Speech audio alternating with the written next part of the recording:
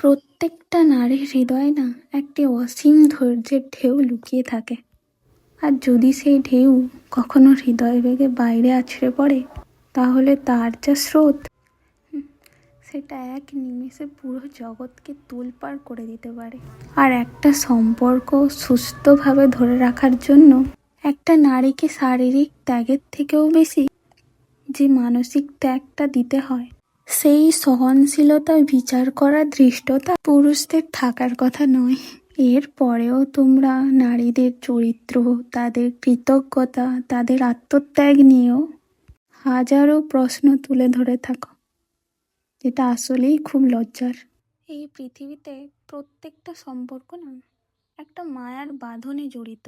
আমরা সকলেই মায়ায় পড়ি, কিন্তু সেই মায়ায় কারা বেঁধে রাখে জানো? নারীরা।